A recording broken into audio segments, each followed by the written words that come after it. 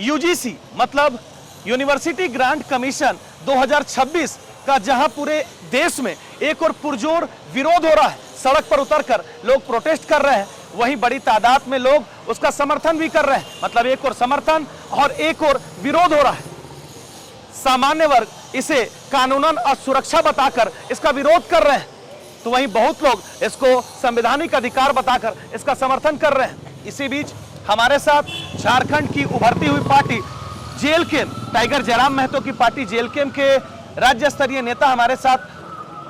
संतोष जी मौजूद हैं। हम जानते हैं कि संतोष जी, ये जो पूरे देश में अभी एक बवाल मचा हुआ है, हालांकि आपको बता दें कि सुप्रीम कोर्ट के द्वारा इस उभरते विरोध और बवाल को देखकर स्टे लगा दिया गया है। अगले आदेश तक 2012 की ही यूजीसी की कानून जो है वो यथावत स्थिति में रहेगी। पर यह जानना बेहद जरूरी है कि झारखंड के जन मुद्दों पर काम करने वाली जेएलकेएम, टाइगर जयराम महतो की पार्टी का इस पर क्या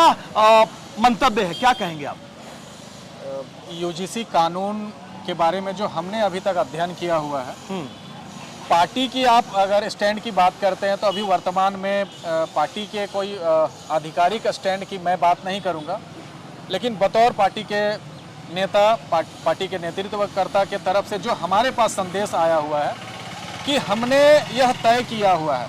कि हम कभी भी तोड़ने वाली राजनीति का कोई समर्थन नहीं करते हैं। हमारी राजनीति खाई बनाने को न लेके बल्कि खाई पाटने पर आधारित हमारी राजनीति है। देश में जो इस तरीके से सवर्णों, backward, ST, SC, OBC, minority का जो खाई बनाने का प्रयास हमेशा किया जाता है। एक बात मैं आपको बताना चाहता हूं कि चाहे राज्य सरकार की बात करें या फिर केंद्र सरकार की बात करें, अब सब कुछ स्क्रिप्टेड हो चला है। कौन सा बवाल मचाया जाए, इस बार हिंदू वर्सेस मुस्लिम करना है या इस बार ST, SC, OBC versus general करना है, बैकवर्ड करना है, फॉरवर्ड करना है, रूरल वर्सेस अर्बन करना है, यही सब देश में चल रहा है। मानते हैं आप मेरा ये कहना कि है ये जो है एक फिर से नया पॉलिटिकल प्रोपेगेंडा है। जैसे कभी हिंदू खतरे में है, कभी दलित खतरे में है, और आज स्वर्ण को खतरे की कैटेगरी में लाकर खड़ा कर दिया गया है। पूरी तरीके से ये स्क्रिप्टेड है, पूरी तरीके से प्लांटेड है, और ये सारी चीजें देश में तभी उठाई जाती हैं जब उसका एक इम्पैक्ट चुनाव पे लाना होता है। चुनाव 28 में संभावित लोकसभा चुनाव हैं, उससे पहले एसटी, एससी, ओबीसी को कैसे पोलराइज किया जाए, कैसे उनको लॉलीपॉप दिखाया जाए कि भाई एसटी, एससी, ओबीसी के फेवर में या माइनॉरिटी के फेवर में हमारी सरकार का झुकाव है। अगर आपका झुकाव या आपके नीति, नियम, कानून एसटी, एससी, ओबीसी के फेवर में आप बनाना चाहते हैं तो कानून आप बनाइए कि कैसे जो उनकी पेयजल की समस्या है वो दुरुस्त हो, कैसे आधे कपड़े में जो अनुसूचित जाति जनजाति की महिलाएं अपना जीवन यापन कर रही हैं उनकी स्थिति कैसे सुधरे, कैसे उनका सम्मान स्थापित हो। ऑलरेडी संविधान में उनके सुरक्षा के लिए, उनके हित, अधिकार और उनके सम्मान को सुरक्षित रखने के लिए कई तरीके के कानून पहले से बनाए हुए हैं। लेकिन अब इस कानून का दायरा बढ़ा के आप अगर विश्वविद्यालय के कैंपसों में भी छात्रों के बीच आप अलगाव अगर पैदा करना चाहते हैं तो ये किसी भी तरीके से न्याय संगत नहीं है, तर्क संगत नहीं है। वर्तमान देश में Santosh ji, ST, SC prevention and atrocity act है, जिसके तहत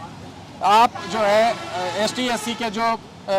सिटीजन है, जो नागरिक हैं, उनके खिलाफ आप किसी भी तरीके का अमर्यादित भाषा का प्रयोग नहीं कर सकते हैं। फिर ऐसे समय में ये दोहरा कानून लाना, ये दो कानूनों का ओवरलैपिंग करके दोनों ही कानूनों को कमजोर करने की साजिश है। अगर आप एसटी, एससी के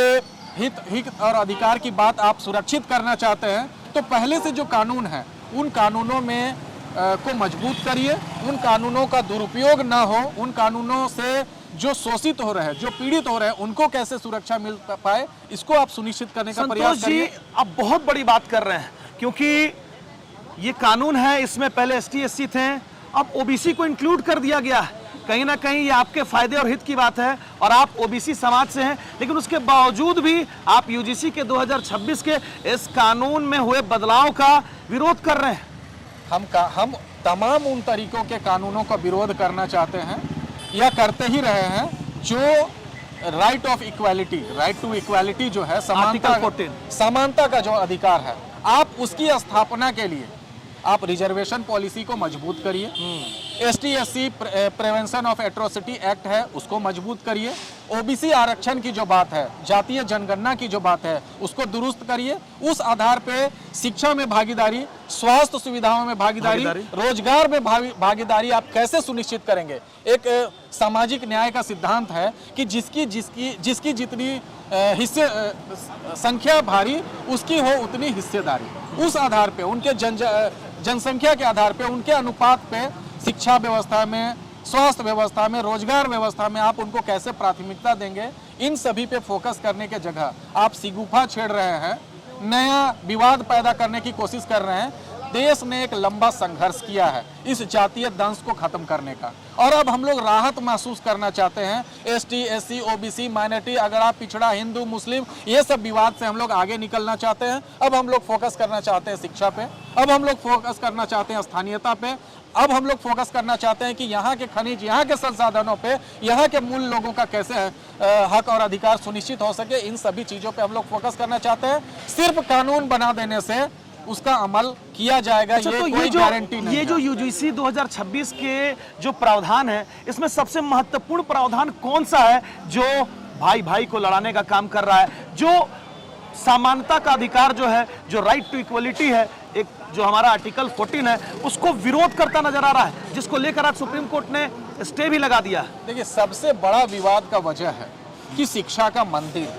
चाहे वो विश्वविद्यालय कैंपस हो, चाहे कॉलेज का कैंपस हो, वहाँ एक क्लासरूम में बैठने वाला छात्र वह हिंदू है कि मुसलमान है, ST है, SC है, OBC है या जनरल है, इसमें भाग करना या उनको अलग अलग करना, ये बिल्कुल भी न्याय संगत प्रतीत नहीं होता है। एक क्लासरूम में बैठने वाले, एक कॉलेज कैंपस में पढ़ाई करने वाले, एक शिक्षक से शिक्षा हासिल करने वाले छात्रों की कैटेगरी सिर्फ छात्र तक रखी जाए। हाँ, अगर आप उनके बेटरमेंट की बात करते हैं तो जो उनको छात्रवृत्ति देने का प्रावधान है, जो उनको लैपटॉप देने का प्रावधान है, जो किताबें उपलब्ध कराने का प्रावधान है, जो यूनिफॉर्म देने का प्रावधान है, या फिर जो कैटेगरी बेसिस पे नामांकन सुविधा देने की बात है, उन सभी का मजबूती से अमल किया जाए, ना कि कानून बना के छात्रों को बांटने का काम किया जाए। जो देश के प्रधानमंत्री नरेंद्र मोदी जी है, उनका बहुत बड़ा नारा रहता है चुनाव के टाइम में, सबका साथ सबका विकास। तो क्या इस प्रकार से स्वर्ण जातियों के सुरक्षा कवच को, जो उनका मौलिक अधिकार है, उनको हटाकर क्या ये सबका साथ सबका विकास का नारा चरितार्थ हो रहा है क्या? देश के किसी भी नागरिक के लिए, उनके अपलिफ्टमेंट के लिए, उनके विकास के लिए जो कानून ऑलरेडी बनाए गए हैं, बाबा भीमराव अंबेडकर साहब ने जो संविधान बनाया है, वो देश का सबसे विस्तृत, सबसे प्रभावी संविधान है, पूरे विश्व का सबसे प्रभावी संविधान है। और संविधान में तमाम नियम, उपनियम, परिशिष्ट धाराएं, उपधाराएं बनाई गई हैं, जिसपे ST/SC, OBC के जो हित और अधिकार हैं, उनको संरक्षण देने के, उनको संवर्धन देने का प्रावधान है। नया कानून बनाकर ओवरलैप करके दोनों ही कानून को कमजोर करने का यह जो प्रयास है, इसकी हम कड़ी निंदा करते हैं और हम लोग इसके विरोध में। मतलब ये क्लियर मानते हैं कि ये बराबरी लाने के बजाय ये बंटवारे को पैदा करेगा, विवाद को पैदा करेगा? निसंदेह, अगर आपने ST/SC, OBC, माइनॉरिटी को मजबूत करने का सोचा है, तो आप उनको बराबर मौका कैसे सुनिश्चित किया जाए, उनकी भागीदारी कैसे सुनिश्चित किया जाए, उस पर काम करना है प्रैक्टिकल तौर पे, ना कि सिर्फ कानून बना के थ्योरी के तौर पे। जनरल कैटेगरी के लड़कों को, चाहे वो ब्राह्मण जाति के हो, राजपूत के हो, भूमिहार हो या फिर कायस्थ के हो, क्या उनको सुरक्षा कवच आर्टिकल 14 के तहत, समानता के अधिकार के तहत मिलना चाहिए या नहीं, according to OBC student leader? देखिए, जो संवैधानिक रक्षा कवच है वो हर नागरिक को मिलना चाहिए। उनके जाति के आधार पे या फिर उनके वर्ण के आधार पे इस तरीके का भेद करके और छात्रों को आपस में उलझाने का और नया विवाद करने का यह जो प्रयास किया जा रहा है, इसके हम लोग खिलाफ हैं। और साथ खड़े हैं उनके? हम लोग बिल्कुल साथ में खड़े हैं, मतलब, और हम लोग इस बात के समर्थन में खड़े हैं कि देश में उस तरीके का प्रयास किए जाएं कि ये जो जातीय दंश लंबे समय से देश के वासियों ने झेला है, चाहे पुराना इतिहास को हम लोग जितना भी खंगालते जाएंगे, जितने जख्म कुरेदे जाएंगे, उतना जख्म हरा होता जाएगा। हमें जरूरत है कि हम लोग समानांतर न्याय बनाएं, समानांतर कानून व्यवस्था बनाएं, ताकि भारत का हर नागरिक यहाँ पे बहुत बेबाक बहुत बेबाक बोलने के लिए संतोष महतो जाना जाता है। पूरे देश में यह मुद्दा गरमाया हुआ है, देश में पूरे विश्व की नजरें टिकी हुई है। आप बेबाकी से स्वर्ण के द्वारा जो आंदोलन किया जा रहा है, जो स्टूडेंट अपने सुरक्षा के अधिकार और सुरक्षा कवच के लिए सड़क पर उतर रहा है, क्या कहेंगे उनको आप कैमरे में एकदम सामने देखकर के आप उनके साथ कोई हैं? भी कानून जिसमें अगर अपराध की परिभाषा निश्चित है तो वो छद्म अपराध न किया जाए, फर्जी कोई किसी के ऊपर अपराध साबित न किया जाए, उसके भी प्रावधान स्पष्ट होने चाहिए, जो कि यूजीसी का यह जो वर्तमान कानून है इसमें अपराध की परिभाषा भी स्पष्ट है और किसके द्वारा किस पे क्या अपराध साबित किया जाएगा। अगर कोई फर्जी मुकदमा किसी के ऊपर दायर किया जाता है तो उसके विरोध में क्या कानून